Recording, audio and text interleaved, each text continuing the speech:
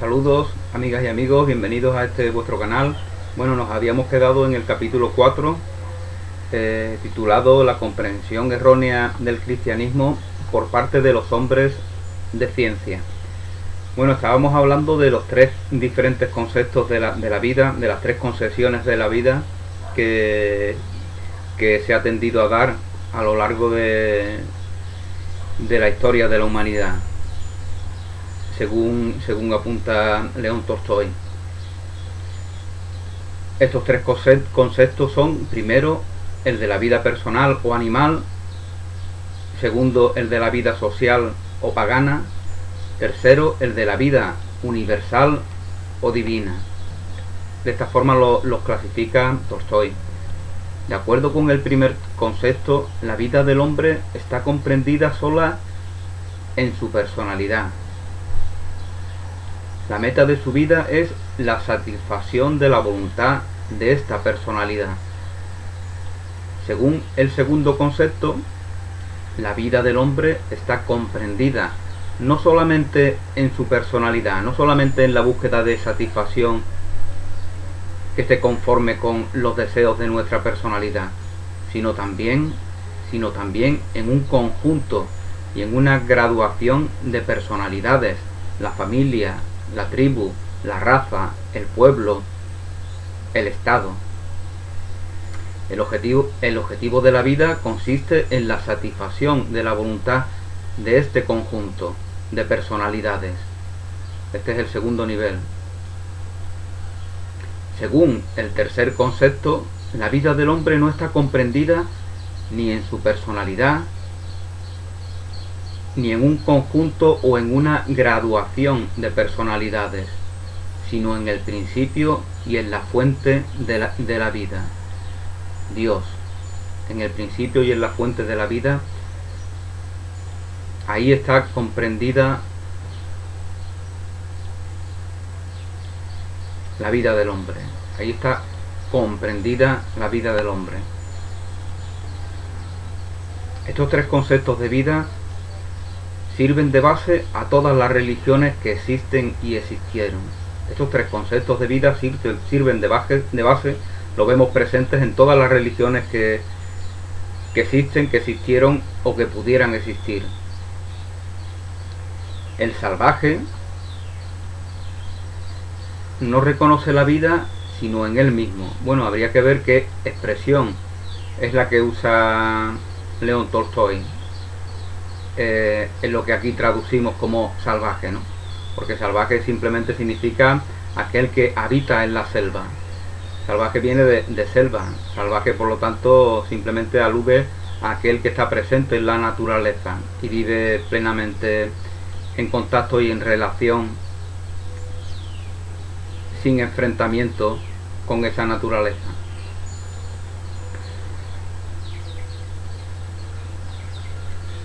Pero Tolstoy nos da a entender la idea del hombre primitivo, que de alguna forma no quiere reconocer lazos con el entorno del cual forma parte. Verdaderamente esto en el salvaje también se da, ¿no? Porque el salvaje también constituye forma parte de una globalidad humana. Bueno, según nos dice Tolstoy, el salvaje no reconoce la vida sino en él mismo, en sus necesidades personales. Simplemente busca satisfacerlas, como aparentemente vemos que hacen los animales, ¿no? Aunque en los animales vemos que también existen relaciones que van mucho más allá de la mera satisfacción de los instintos y de las necesidades, ¿no? Vemos como las aves vuelan de manera artística y por lo tanto son creadoras de arte. Las aves saben danzar en el aire. Las aves saben comunicarse entre ellas para conjuntamente establecer un diseño, hacer una coreografía en el aire. Saben hacerlo las aves. ¿Cómo lo hacen? Eso ya es otro tema, pero que pueden hacerlo efectivamente que lo hacen. Tienen un sentido lúdico, tienen un sentido creativo, todos los animales. Por lo tanto, los animales no son solamente aquellos seres que satisfacen necesidades, instintos y otros elementos primarios, ¿no? Sino que tienen capacidad de crear, tienen capacidad de comunicarse, tienen capacidad de compartir y tienen capacidad de sentir tal como lo hacemos los humanos.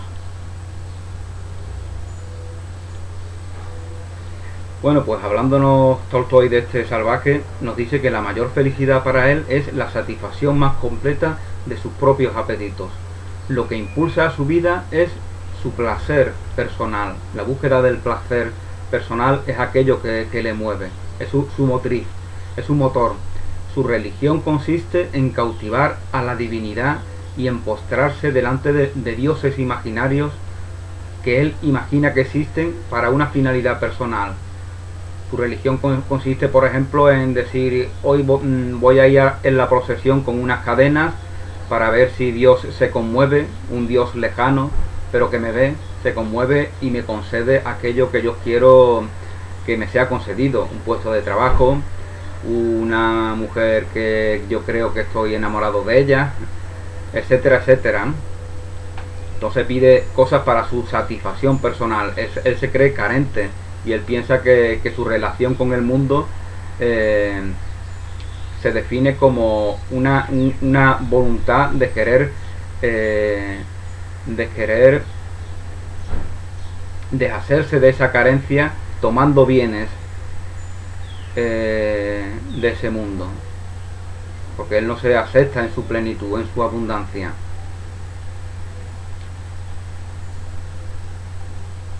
Así entiendo yo que nos define Tolstoy a este personaje, que meramente sigue sus instintos, sus necesidades personales, pero que lo hace sin reconocerse en su abundancia, sin reconocer en sí el reino de Dios. Y lógicamente, cuando reconocemos en nosotros el reino de Dios, sabemos que todo lo que es verdad está en nosotros, está a nuestra disposición, porque esa es nuestra auténtica naturaleza. No puede ser que el reino de Dios esté en nosotros y nosotros seamos ajenos a ese reino de Dios. Eso es imposible. Si el reino de Dios está en nosotros, es que nosotros estamos eternamente en el reino de Dios, y que por algún motivo nuestras percepciones posiblemente no nos informen de esa verdad, pero nuestras percepciones son aprendidas, aprendimos cómo mirar cuando vinimos al mundo. Por lo tanto, no es algo que sea natural en nosotros, lo cual no quiere decir que no cumpla una función como todo la cumple de manera pasajera y en su momento.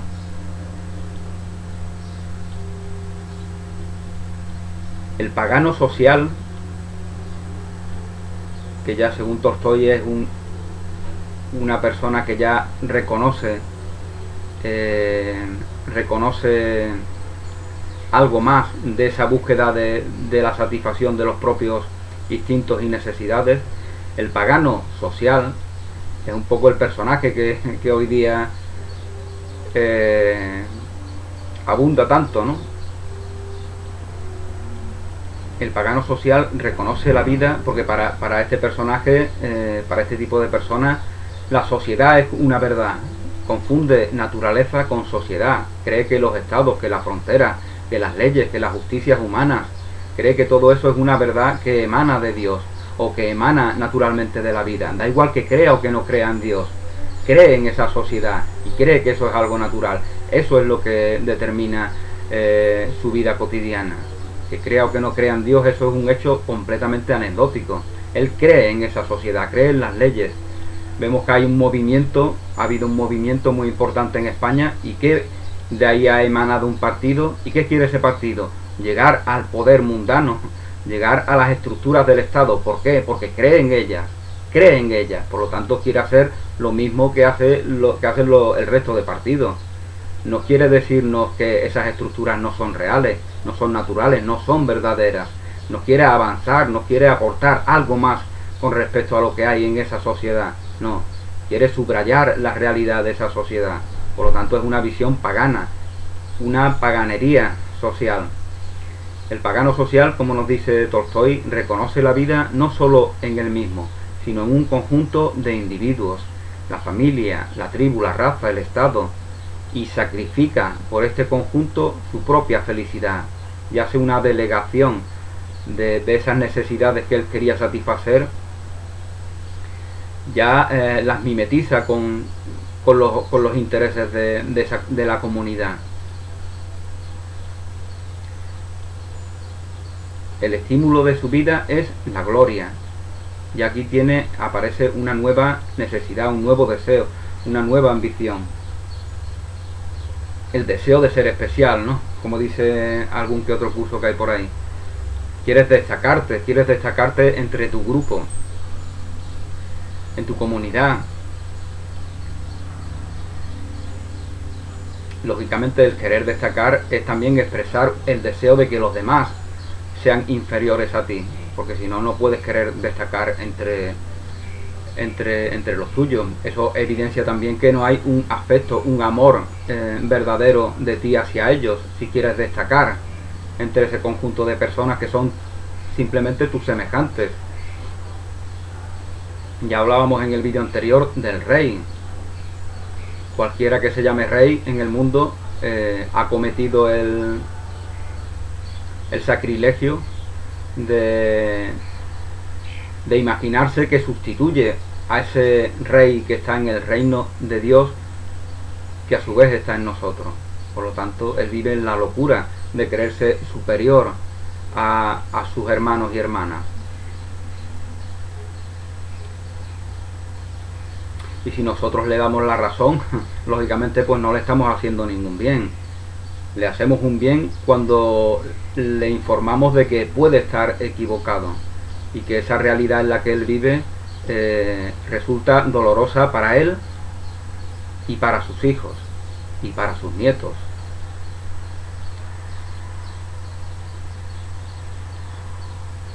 Bueno, como nos comentaba Tolstói, el estímulo del pagano social es la gloria, la fama. Su religión consiste en la glorificación de los líderes. Necesita adorar a líderes. ¿Por qué? Pues, por ejemplo, puede ser porque ya la idea de ese Dios lejano, ausente, indiferente, castigador, como lo queramos ver, ya no tiene peso ni significado para él. Pero el concepto sigue teniendo peso. Entonces él busca en el mundo figuras que sustituyan a ese Dios. Lenin, Stalin, Hitler, Mussolini, John Lennon, cualquiera que él vea como un ser superior al que hay que imitar, al que hay que adorar, al que hay que alabar, al que hay que señalar como distinto, como destacado con respecto a todos sus hermanos y hermanas. Y entonces él, imitándolo a él, se cree en también formar parte de ese lugar de privilegio. Esto un poco me recuerda a mí a Marlene Dietrich, ¿no? A Marlene Dietrich, o Lili Marlene, como también se le llama, cuando se exilió de Alemania, ¿no? Que decía, hablando del Führer, que significa guía, decía ella, aquí esta gente necesita un guía, necesita que alguien vaya delante y ellos van detrás siguiendo. Pero yo no necesito eso, yo no necesito guía ninguna, yo soy libre completamente, por lo tanto me voy de este país, me voy, ahí os quedáis, alemanes, seguid a vuestro guía, alemanes acomplejados, seguid a vuestro guía, veréis dónde os va a llevar. Y efectivamente Marlene Dietrich sabía, como lo sabían otra gente, otras personas, los alemanes que eran cuerdos, los alemanes que eran sensatos, sabían dónde iba a desembocar la locura de ese hombre que vino del Imperio del Sur. Bueno, como nos comentaba Tolstói, la religión de este pagano social consiste en la glorificación de los líderes, de los antepasados, de los jefes de tribu, de los soberanos, y en la adoración de los dioses que protegen exclusivamente su familia, su tribu, su pueblo, su estado.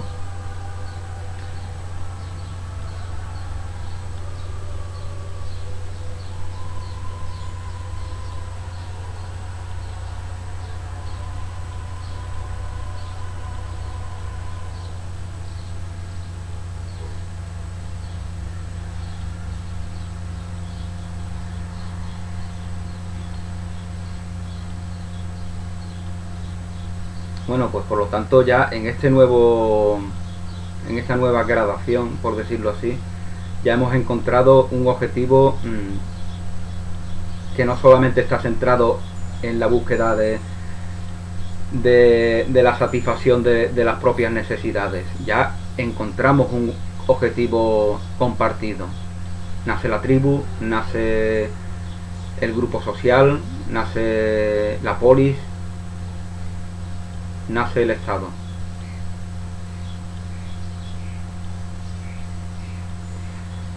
El hombre, por el concepto divino de la vida, ya reconoce la vida no en su personalidad o en una asociación de personalidades, como es la familia, la tribu, el pueblo, la patria, el Estado, sino en la fuente de la vida eterna, en la fuente de la vida eterna. El hombre, por el concepto divino de la vida, reconoce la vida, porque vemos que la vida, incluso lo vemos en la materia, vemos que la vida ni empieza ni termina.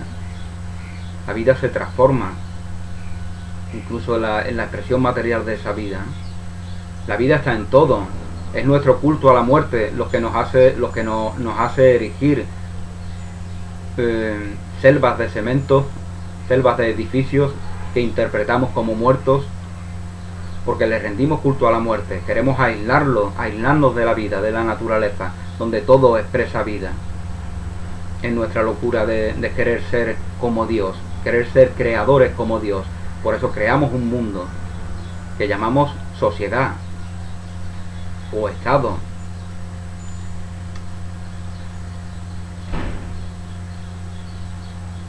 Pero si salimos a la naturaleza manifestada, vemos que la vida está por todas partes, que nos rodea en todas partes. Y eso no cambia en las urbes, por mucho que nosotros nos imaginemos que sí. La vida está en todas partes, estamos poblados de millones y millones de microorganismos que nos acompañan en nuestro transitar por este mundo. Y sin embargo vivimos sin conciencia de ello, vivimos sin enfocarnos en esa realidad.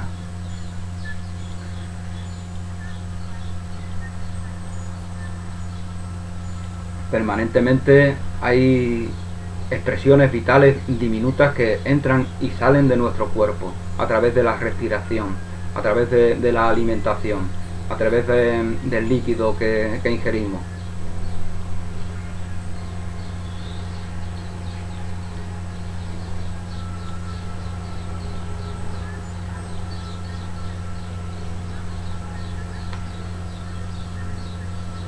Bueno, pues nos comenta Tolstoy que toda la historia de la humanidad, toda la historia de la vida de la humanidad no es sino un paso gradual del concepto de vida personal animal al concepto social y de este al concepto divino. Esa es la historia de la humanidad, según nos dice Tolstoy.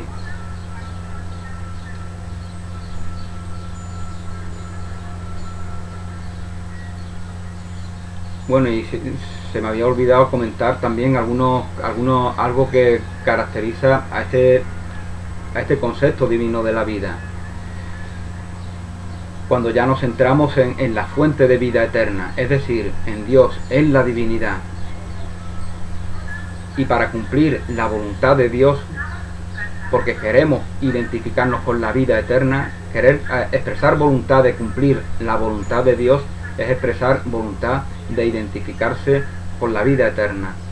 Para ello, este hombre que ya ha llegado a esa aceptación de la vida divina, sacrifica su felicidad personal, que no es su verdadera felicidad, es su felicidad mundana. Pero para el salvaje pagano, sí que la interpreta como su felicidad. Pero ya sabemos que no es nuestra felicidad. Él sacrifica su felicidad personal, familiar y social. Recordemos las palabras de Jesús en las cuales se nos invitaba a no tener apego ni siquiera a nuestros hermanos y hermanas que forman parte de nuestras familias, ¿no? Lo cual no significa que los despreciemos, lo cual no significa que los ataquemos, lo cual no significa que los censuremos, lo cual no significa que dejemos de amarlos. El estímulo de su vida es el amor, No podemos dejar de amarlo porque para este hombre que acepta el concepto divino de la vida, su único estímulo en la vida es el amor. Progresivamente se va convirtiendo en el único estímulo de la vida. Por eso va el miedo social que todos en mayor o menor medida tenemos, se va deshaciendo en su ilusión, porque es el amor ya el motor que nos mueve. Es el amor la realidad con la cual nos identificamos. El estímulo de su vida es el amor y su religión es la adoración del principio de todo, Dios. Toda la historia de la vida de la humanidad no es sino un gradual concepto de vida personal animal, un paso gradual del concepto de vida personal animal al concepto social y de este al concepto divino. Toda la historia de los antiguos pueblos, que duró millones de años y termina con la historia de Roma, según Tolstoy, toda la historia de los antiguos pueblos, que duró millones de años y termina con la historia de Roma, es la historia de la sustitución del concepto social y racional por el concepto animal y personal. Es decir, durante millones de años estuvimos cambiando ese concepto animal o pretendiendo cambiar ese concepto animal y personal por el concepto social y racional. La historia del mundo desde la época de la Roma imperial y de la aparición del cristianismo es la historia que atravesamos aún hoy, de la sustitución del concepto nacional por el concepto divino. Bueno, lógicamente cuando Jesús viene al mundo e imparte sus enseñanzas, algo nuevo se da. Algo nuevo se da. Y es la invitación a tomar conciencia de que nuestra verdadera vida es identificarnos plenamente, aceptar ese reino de Dios que está en nosotros y por lo tanto ahí donde está el reino, ahí está el Rey, ahí está Dios. Identificarnos con ese reino de Dios que está en nosotros, aceptar esa verdad y vivir conforme a ella. Jesús nos da a conocer la posibilidad de vivir siempre en la verdad, no en un mundo de apariencias, de engaños, de ocultamientos, de temores, de necesidad de justificar en algo ajeno a nosotros nuestra vida cotidiana y todo lo que hagamos o dejemos de hacer. Jesús nos dice la verdad y nos dice que la verdad nos hará libres de los apegos mundanos que nos conducen al dolor, a la enfermedad, a la muerte, al conflicto, a la guerra y a todo lo que es propio de un mundo que no ha aceptado a Dios, que no ha aceptado que sea Dios, que sea la verdad divina, que sea el amor, el motor que mueve todo lo que acontece en ese mundo. Entonces ese es el cambio que Jesús introduce en la historia de la humanidad. Pero aunque Jesús lo introduzca, mientras no sea aceptado en todos y cada uno de nosotros, mientras que no sea aceptado plenamente en ti, no se dará la posibilidad de que ese reino de los cielos que está en ti se exprese, se manifieste en tu vida y por lo tanto sea el entorno en el cual tú te desenvuelves cotidianamente.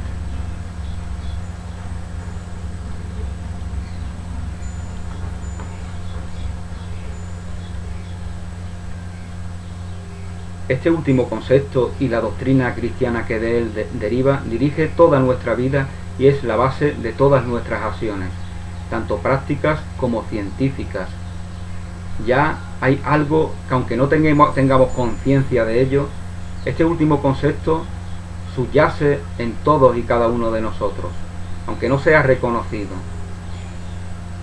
Los hombres de la supuesta ciencia, de la misma forma que no reconocemos infinidad de cosas, no reconocemos la voluntad de vida que expresa todas y cada una de nuestros billones de células, y esa voluntad de vida que expresa cada una de esas células es tu propia voluntad. Pero lógicamente tú no estás enfocado en el reconocimiento de la voluntad de vida que cada una de esas células expresa. Es que si no expresaran voluntad de vida, si expresaran voluntad de cometer un error que niega esa vida, en tu cuerpo comenzaría a darse la enfermedad y a consecuencia de ello la muerte. Las células, tus billones de células expresan tus sistemas, tus vísceras, todos los elementos que constituyen tu cuerpo físico expresan esa voluntad de vida, esa voluntad de amor, que significa vida. Amor significa que la vida no, que la muerte no existe. Y todas y cada una de esas células, como os comentaban, expresan esa voluntad de vida que está en ti. Porque tú eres el capitán de tu vida, como decía el poema que tanto le gustaba a Mandela.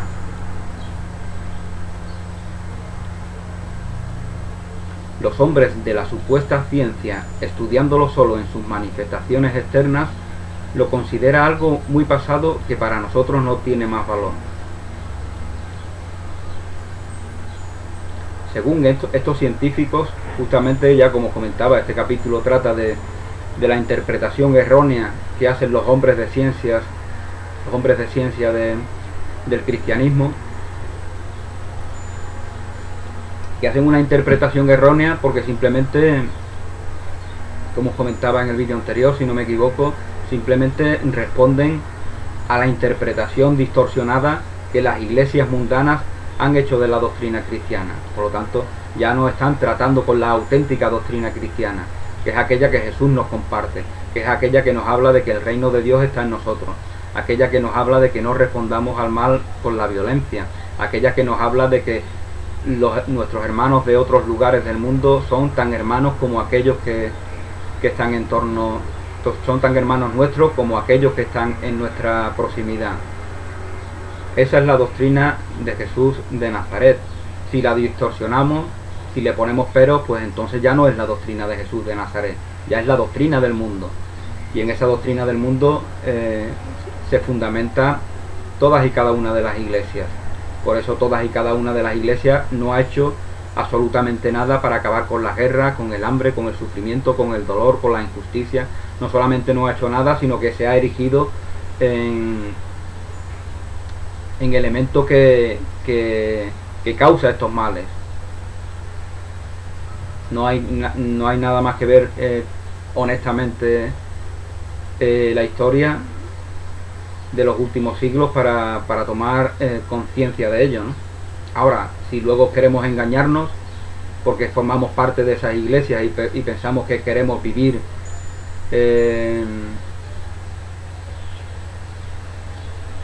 dentro de ellas,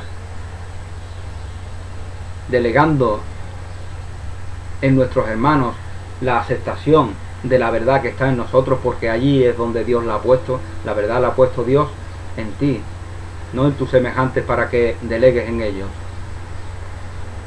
Entonces, si queremos seguir engañándonos, podemos seguir haciéndolo, pero simplemente será una invitación a que todos los males de los cuales ya sabemos, ya hemos experimentado bastante, continúen sucediéndose. Para que la realidad del mundo cambie, lógicamente tiene que cambiar aquel que la proyecta. Tiene que cambiar aquel que aún no ha sabido aceptar la verdad en sí mismo, que aún no ha sabido comprender que es posible vivir en el mundo de una forma que no es propia del mundo, que es posible vivir en el mundo de manera completamente transparente, conforme con la verdad, conforme con el amor. Y ese es el verdadero valor de la vida. Aquel que es todo amor no sabe lo que es el miedo, ni alardea de ser valeroso, porque no hay más valentía que la del amor. El valor sin amor es temeridad, y temeridad, como su propia raíz indica, viene de temor. Por lo tanto, el temerario tiene fe plena en el miedo y de manera y con impulsos de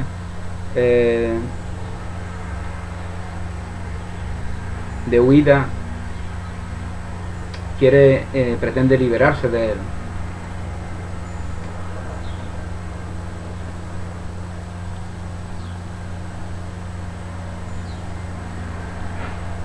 Bueno, pues nos comentaba Tolstói que según los científicos esta doctrina, que consiste nada más que en dogmas, en fenómenos paranormales, en una iglesia jerárquica, en una serie de sacramentos, de ritos que seguimos de forma maquinal, no es sino una de las numerosas religiones que la humanidad hizo nacer y que termina su tiempo hoy. Para los científicos contemporáneos de Tolstói, como para muchas personas del siglo XIX, veían que la religión cristiana ya moría. Verdaderamente lo que empieza a morir son las iglesias mundanas, que ya no tienen razón de ser.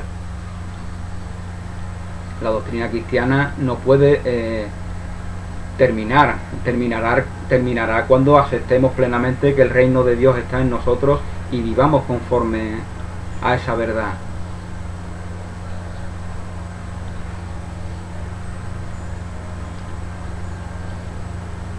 Bueno, entonces los científicos simplemente interpretan esta religión como una más de tantas que tiene un cometido, y una vez cumplido ese cometido, pues deja paso a otra realidad que según ellas es la propia ciencia. La ciencia, tal como la entendemos, verdaderamente es algo que prácticamente empieza en el siglo XIX.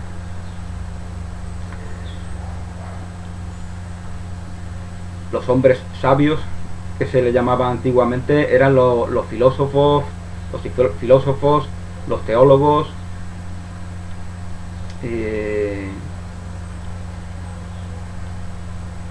grandes artistas como Leonardo da Vinci, pero no había científicos. Si había científicos, no había el concepto de ciencia tal como hoy lo entendemos. De hecho, muchos científicos, o algunos, que es lo que nos está diciendo Tolstói, interpretan que la ciencia sustituye a las religiones que le preceden, como si fuera como si fuera una cadena.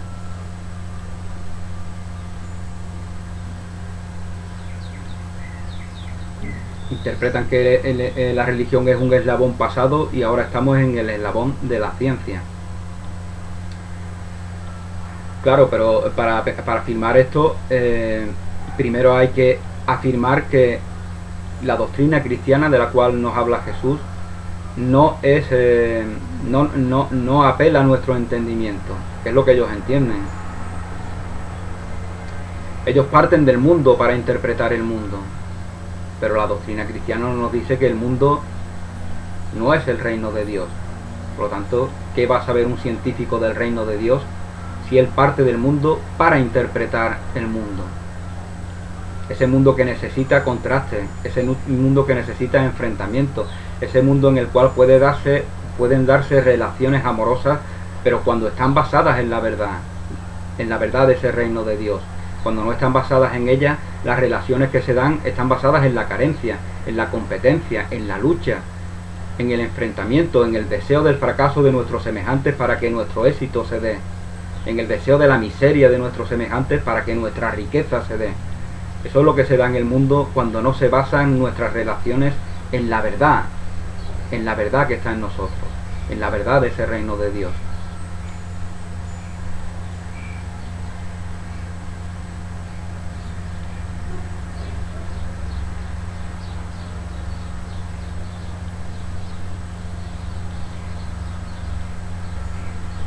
Ocurre ahora lo que acontece en la mayoría de los casos y da origen a muchos errores que hombres de grado intelectual inferior se encuentran con fenómenos de orden superior y que en vez de situarse en un punto de vista lo suficientemente elevado para juzgarlo con sinceridad, los explican desde su punto de vista inferior. Bueno, esto más o menos es justo lo que yo estaba comentando. Desde el mundo quieren interpretar las verdades del reino de Dios.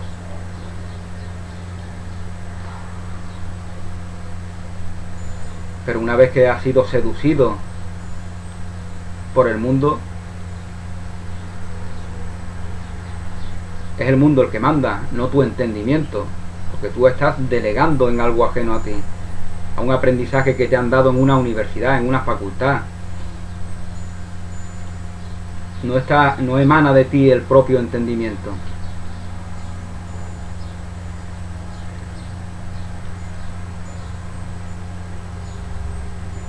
Y bueno, no es más que una respuesta, es la cara de la misma moneda de lo que hemos dicho ya de las iglesias. La ciencia del siglo XIX que se enfrenta a la religión, en realidad es la otra cara de la misma moneda, porque para ellos los referentes son lo que la iglesia diga, los dogmas, la doctrina, los mandamientos, los puntos de vista que esa iglesia dice, y ellos responden a ello, no responden a esa doctrina de Cristo, a esa doctrina de Jesús, a esa doctrina del amor que las iglesias distorsionan. No la responden porque no la comprenden, porque no la aceptan, aunque ese reino de Dios subyaga en todos nosotros.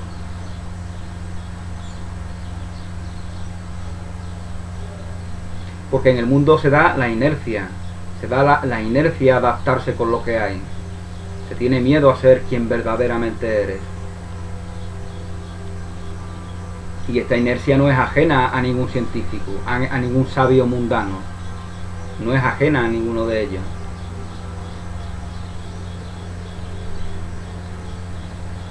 Para la mayor parte de los doctores que examinan la doctrina moral viva de Cristo desde un punto de vista inferior del concepto social de la vida, es decir, intentan examinarla desde ese segundo concepto, no desde el concepto tercero, desde el concepto superior, al cual poco a poco vamos accediendo en la medida en la que nos aceptamos en la verdad. Para la mayor parte de los doctores que examinan la doctrina moral viva de Cristo desde un punto de vista inferior del concepto social de la vida, esta doctrina no es más que una especie de combinación sin cohesión de ascetismo hindú, de doctrinas estoicas y neoplatónicas y de utópicos sueños antisociales que no tienen alguna importancia seria para nuestro tiempo. Y para ellos todo se concentra en las manifestaciones externas, como vemos en el catolicismo, el protestantismo, los dogmas y la lucha por el poder secular. Definiendo el significado del cristianismo según las manifestaciones similares, ellos parecen sordos que juzgan el valor y la importancia de la música por los movimientos de los músicos. Bueno, una muestra más de la brillantez de Tolstói, ¿no? Y de la cantidad de recursos de la que puede hacer uso como gran escritor que es. Califica a estos científicos como personas que no pueden escuchar y hacen un juicio de valor de la música a través de los movimientos que ve que los músicos van haciendo. Pero quien no escucha la música no puede gozar de ella. Quien no se acepta en sí ese reino de Dios, ese reino de la verdad, ese reino del amor, no puede gozar de él, porque él se lo está negando.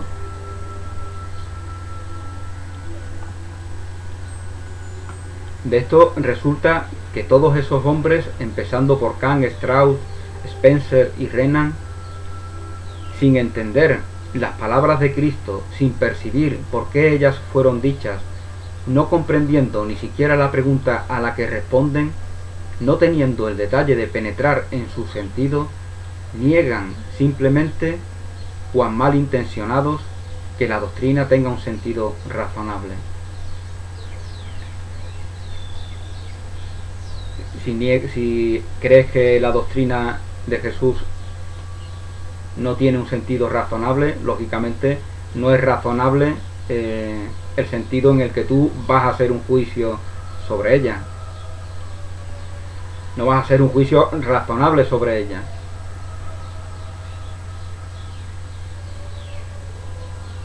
cuando se dignan a ser benevolentes, la corrigen desde lo alto de su doctrina, suponiendo que Cristo quería decir exactamente lo que ellos piensan, pero no supo hacerlo.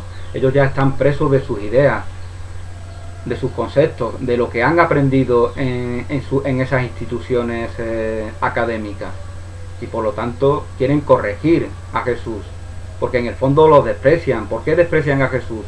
Porque es una persona común del pueblo. Si desprecian a sus semejantes, si desprecian a sus vecinos porque tienen menos dinero, porque no han ido a la universidad, porque no tienen un trabajo de corbata o de pajarita como ellos, si desprecian a esos semejantes, ¿cómo no van a despreciar a un señor que vivió hace 2000 años?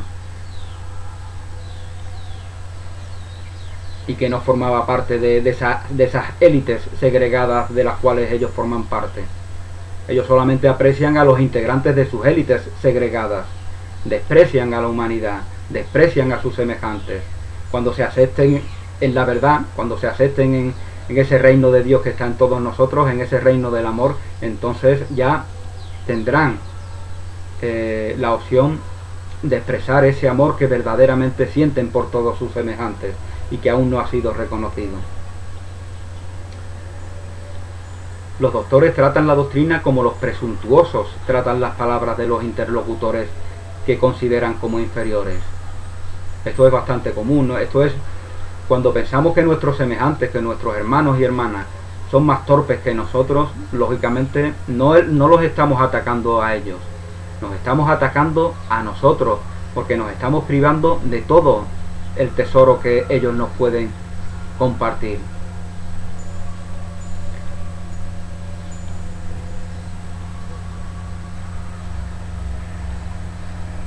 Y bueno, nos dice Tolstoy cómo estas personas rectifican a los demás, ¿no? Y sus rectificaciones tienen siempre el objetivo de reconducir el concepto superior divino al concepto inferior social. Es decir, el objetivo de hacer lo contrario de lo que de manera natural todos estamos haciendo. Vamos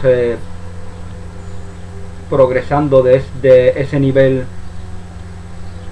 del salvaje, como lo calificaba Tolstoy, al nivel del que se acepta en su verdadera vida, en la vida eterna, que emana de Dios. Estas personas, estos científicos que creen que saben toda la verdad absoluta, porque comprenden desde su raciocinio determinadas realidades mundanas, y por lo tanto se sienten superiores a aquellos que no las comprendemos, porque creen que la verdad está en el mundo. Bueno, estas personas corrigen cuando tienen la opción de ser receptores de un mensaje que les permita aceptarse, o que les invite a aceptarse en esa verdad no reconocida, que les invite a mirar en su interior, a considerar al observador y no al observado, porque lógicamente el observador siempre es uno, pero lo observado evidentemente no es el observador. Bueno, estas personas, como os comentaba, lo que hacen es matizar, corregir, para convertir lo que se les está diciendo y que apunta a ese nivel divino, para bajarlo al nivel mundano que a ellos les interesa por la inercia que ellos tienen de defender ese nivel. Se dice que la doctrina moral del cristianismo es buena, pero exagerada. Para que se haga practicable es necesario retirarle todo lo superfluo que se concilia con las condiciones de nuestra existencia. La doctrina que dicen estos sabios del mundo, que la doctrina que pide demasiado es irrealizable y no vale a aquella que de los hombres exige solo lo posible.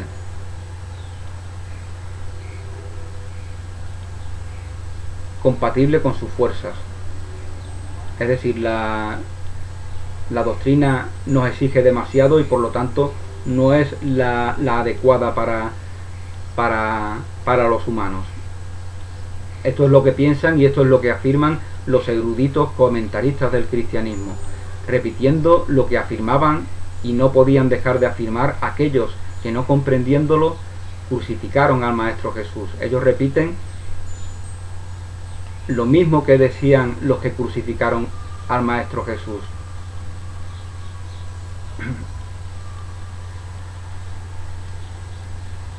Que habla de una doctrina muy elevada, pero que es irrealizable. Entonces interpretan a Jesús como una persona que quiere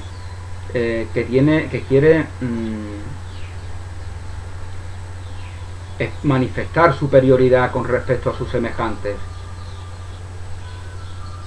Se sienten despreciados, cuando en realidad Jesús le está indicando dónde está el camino, dónde está la verdad, dónde está la vida.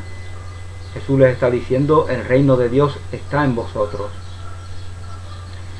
Yo soy la verdad, porque yo os hablo en la verdad, desde la verdad, para la verdad.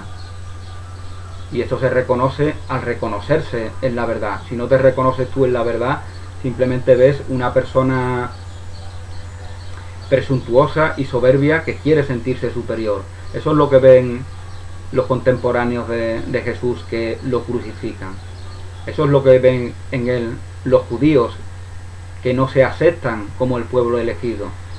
Porque para ser el pueblo elegido tienes que reconocer que has sido el pueblo elegido. Porque si no, no expresas que verdaderamente lo eres. Porque eres el pueblo elegido en la verdad. Si vives en la mentira, no estás siendo receptor de esa invitación a ser el elegido, que desde la verdad se te hace. Aunque todos somos elegidos, pero históricamente el pueblo judío cumplió ese papel. Aunque lo cumpliera del revés, aunque lo cumpliera del revés, cumplió ese papel de ser receptor primero del mensaje de Jesús.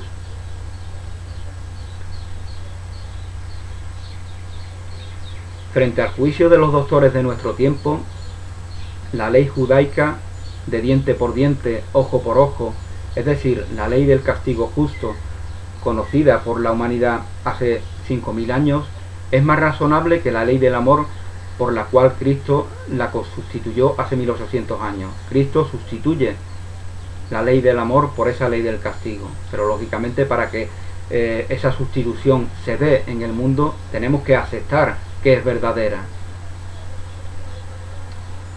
Si no, continúan las guerras, continúan los conflictos, continúan las injusticias, continúan las necesidades de culpabilizar a nuestros semejantes porque nos sentimos culpables nosotros y por lo tanto queremos proyectar la culpa en nuestros semejantes para de esa forma sentirnos inocentes.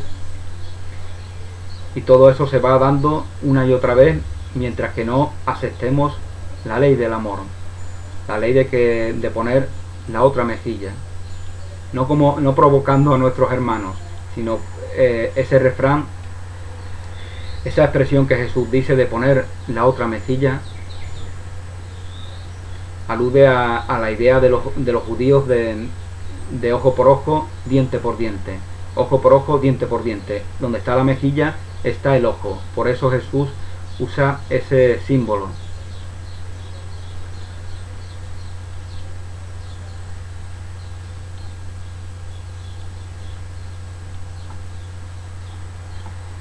La ley del amor, lógicamente, si estamos apegados por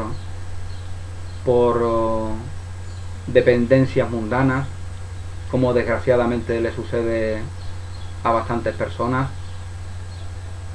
nos resulta un poco complicado de aceptarla plenamente en su verdad.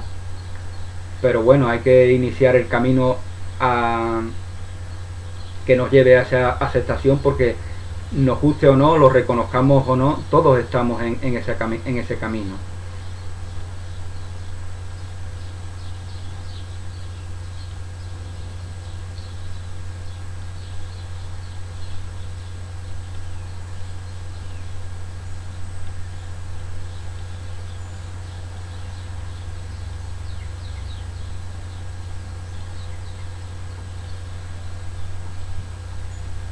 Bueno, pues por el momento vamos a dejarlo aquí.